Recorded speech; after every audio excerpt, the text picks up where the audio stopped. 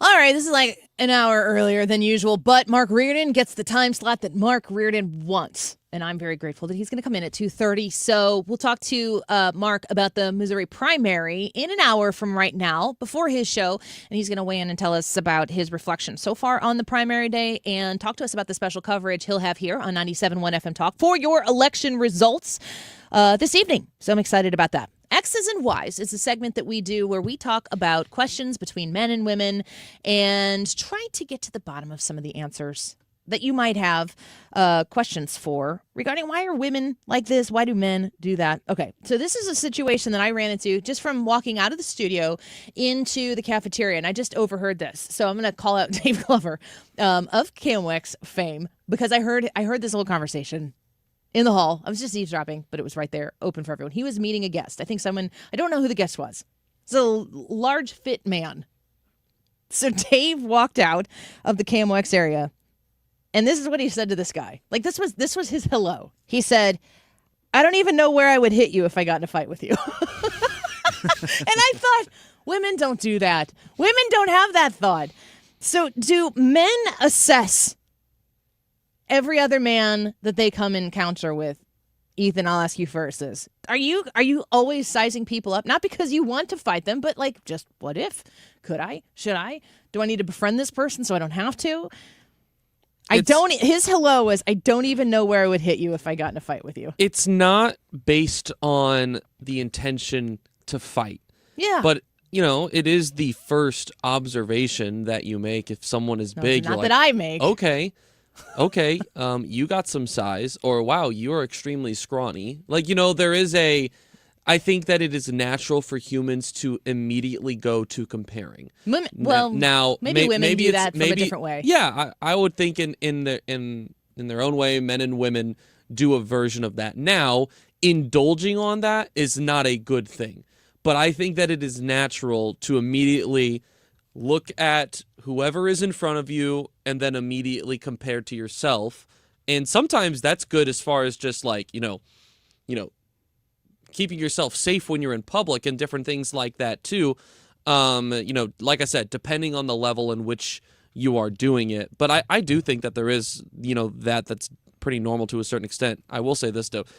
Dave Glover is just a really funny person. Yeah, I know. He's and that is a Dave Glover response to meeting someone. Well, that's what I thought about it. I've known Dave for a long time. I've worked with him, of course, in 97.1 since 2009. So I kind of understand the Dave Glover psyche a little bit, if that can be done.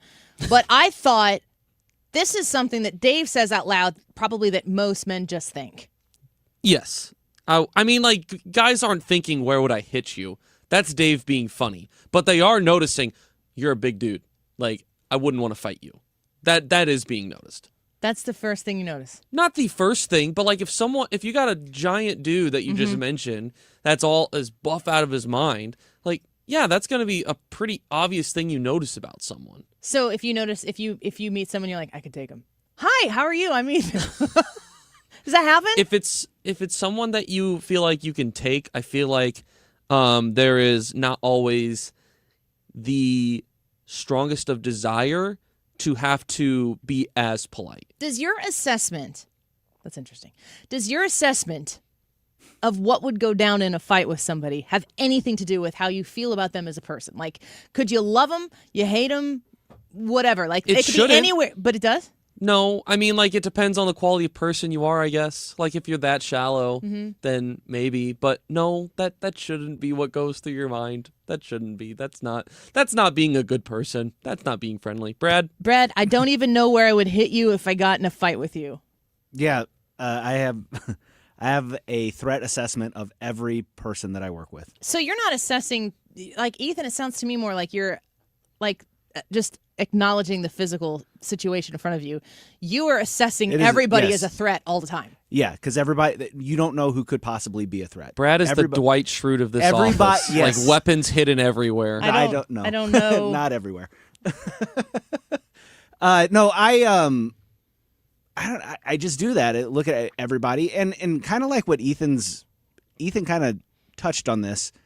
Like, when guys interact, there's always the chance that if you say the wrong thing, it could result in a physical confrontation. I mean, No, I Like, mean, there's at always the- the possibility. Yes, at the root of it, the threat of a physical confrontation is there, and you have to be aware of that. And so it does affect the way that you talk to people and stuff like that. I think it makes guys more polite to other guys, unless the guy just thinks this guy's no threat to me at all. I can take him apart. I can pick him apart like cotton candy. Then he's going to have a lot less respect whenever he talks to that person. He's not going to worry about saying something. And we all have met people like that. But yeah, absolutely. I assess the physical prowess of every guy that I've ever met. Every time. Ever. Ever. How about you, Annie? What goes through your mind when you're walking up to a lady that's absolutely jacked out of her mind? Clearly on steroids. I'm like, I could take her. She might be strong, but I'm quick. I'm super quick. I'm not fast, but I'm quick. And there's a difference What is the difference? between being fast and quick. Yeah, for you, like I think long-term quickness is more advantageous. you think you're gonna you can kind of juke her out if you need to or something. I don't know that I've ever met someone and immediately assessed the threat level in front of me. Do you have like a color code, Brad, like the old days of terror? No, it's not a color code. It's just like, okay. It's more like on a scale. this- DEFCON 1, like if I 2, met a guy 3, like 4, Brad Con. the way that you're describing the way Dave approached this guy, it's like I don't even know where I'd hit you. I mean, that is an external voice of the thought that happens in this, like, where would I hit I this know, guy? never but I gone don't know that that far, Dave. though. I don't know that Dave was actually assessing threat levels. I Like- think he was just saying, "Dave Glover, hello." Brad, have you ever had that thought of where would I hit you if you walked up to me and you were like in my face? If you tried you've to had that to thought fight about me, someone. yeah, oh yeah. Have you tried to fight Brad? I guess I've never gone that far as Can we to like pay-per-view I am this? prepared for like my first step if you were to swing on me or were to try and Is confront there me. something between you not feeling threatened by people, Ethan, and Brad, you feeling threatened by people? Is Like- that a disposition? I don't know. I'm not really sure what you're asking. Well, I'm just saying, like if Ethan has a confidence about him that he doesn't feel threatened. How tall are you, Ethan? 6'2"? 6'1". 6'1". Is that man math? I'm like 6.5. well, Easier to say if you're gonna round up or round down, you're you gonna like round choked up. on the half when it came out of your mouth there. I'd rather say 6'1" than say 6 foot. So I mean, like, I would just- think of you as tall. I'm just thinking that maybe you're taller than the majority of people. The average Joe that's out there, you're taller, so maybe you just don't feel threatened by people. Or is that because of your physical stature or your mental position? as much as anything, it might be the generation I grew up in, as much as it is anything else. How? I feel like my generation does not resolve issues by fighting nearly as much as previous generations. If you were to look at like percentage of like You guys are way fights- more in tune with your feelings. Well, I'm not saying that that's what it is necessarily. I'm just saying that like, and who knows? Maybe it has to do with like I think you're onto something. There. I don't think that maybe the phones and like not being able to socialize with people has something to do with it as well. Like people don't know how to talk to each other. Maybe that has something to do with it as well. But I bet if you were to look generation by generation, all the way through baby boomers, right? I bet that the percentage would get They're less fighting and people less over for number personal of people that are self-checkout. fighting. So yeah, maybe Can we talk more about this in the 2 o'clock hour? we can do whatever you want, Annie. I don't think that's show. true. I don't know that that's Your always name true. is on the show. From noon to 3? Yeah. All right. Let's take a break. Bob Kershaw will join us here in just a minute. I'm going to be with Bob Kershaw next Tuesday. I hope you'll come join us. Fill that room with Annie Frey Show listeners. Bob Kershaw next.